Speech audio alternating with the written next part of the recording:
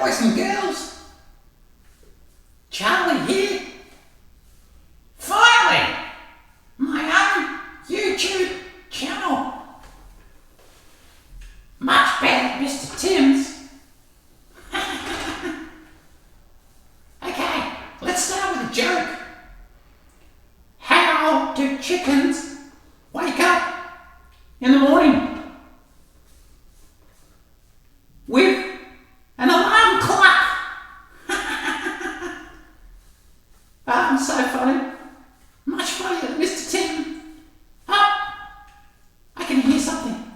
Uh-oh, I think Mr. Tim's coming. Oh, Mr. Tim's coming. I've got to get out of here, guys. Oh, help. Oh, Mr. Tim's coming. See you later, guys. Bye. Thanks for coming to Mr. Charlie's YouTube channel. Bye. What is all that noise in here? Is that rotten Charlie? What? Oh, hi boys and girls, I didn't see you there. Mr. Charlie's classroom? I don't think so. Has he been doing his YouTube videos in here? He's a very, very naughty chicken. It's Mr. Tim's classroom. Hi boys and girls, you know I had a little fight this morning with Charlie, trying to take over my YouTube channel, thinking he's a big star. He's a naughty chicken, isn't he? You know what? It made me think about a very important skill that I want to talk to you about today. You might have heard it at school. It's called show, not tell. Now kids, we're emotional beings, aren't we? We have lots of emotions. We have things like anger, sadness, happiness, fear, excitement. When we write stories, we really want the reader to feel what's going on for our characters and to be able to get a mental picture of what's happening for them in the story. Because this will really engage and entertain the reader, which is exactly what we want to do. You know, in real life, kids, what do we use to express our emotions? We use the tone of our voice. You know, when your mum says, "Dinner's ready," you kind of know, all right, dinner's ready. But when mum says, "Dinner's ready," well, you know you better get there quick, smart, or you're going to miss out. We also use words, don't we? And the other thing that we use in real life is our body language. This is how I felt with Charlie this morning. A little bit annoyed, right? Let's have a look at show, not tell together. Let's start with an example based on my little problem with Charlie this morning. So if I was writing about it, kids, if I wanted to tell the reader, I would just simply say, Mr. Tim was annoyed with Charlie. I'm just telling the reader. Now, if I want to show the reader, it might sound something more like this. Mr. Tim stomped his foot and shook his fist. "You're a naughty chicken," he roared. All right, do you see the difference?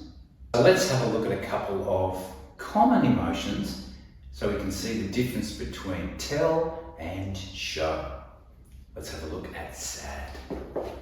If we want to tell the reader, we might say something like, "Max was miserable." Now, miserable is better than sad, but you're still telling the reader, right?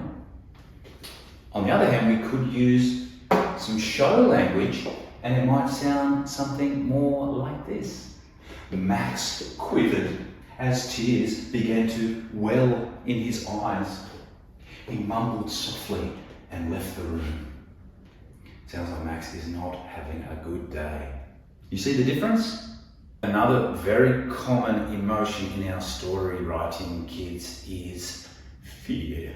Being scared. Let's have a look at this example I did for Kate. If I was going to tell it, I might just say, Kate was scared.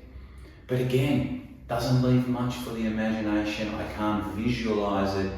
There's no language around it. I haven't communicated very well with my audience. So, how about this one?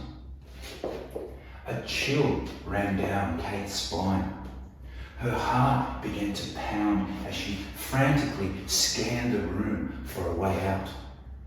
Now to me, when I read that, I can really imagine that. So just put yourself in the reader's position every time, okay? Think about what is the reader going to take away from this language. And think about showing and not telling. Now hopefully kids, the characters in your story are happy as well sometimes. How do we show happiness? Well, we know how to tell it, right? We just say, Mr. Smith was happy. Again, can't really visualise it. Very boring. How about we show something like this? Mr. Smith grinned from ear to ear. That's a bit of like hyperbole, right? He clapped his hands and leapt into the air. I think you'd have to be very happy to clap your hands, leap into the air when your smile is from ear to ear. Don't you think so? That's happy. Last one, kids. Surprised. Very often our characters are surprised in stories, aren't they? There's lots of ways we can show that. Of course, we can tell it. We can say, Jack was surprised. Might put the reader to sleep though. How about this one? Jack jumped back. His eyes were as wide as saucers. His jaw hit the floor. To me, that sounds very surprised. Something amazing must have happened or was about to happen. That's surprised. Guys, I hope that was helpful. Just remember, whenever you write, you need to communicate and connect with your audience. The best way to think of this is like you're an artist and you're painting a picture, but you're not painting it on canvas, you're painting it in the reader's mind. Using show, not tell language will really help you do this. Think about what people say. Think about what happens to their voice. Think about what happens in their body. And then you'll come up with some vocabulary and you can start playing around with it. Kids, I really hope this helps. And I just want to remind you that this is Mr. Tim's classroom, not Mr. Charlie's classroom. Now, if you click below, I have uploaded a couple of worksheets and you can try this at home. Just have a play with it. Use your dictionary and look for as much vocabulary around these emotions as you can. Until next time, see you then guys. Bye.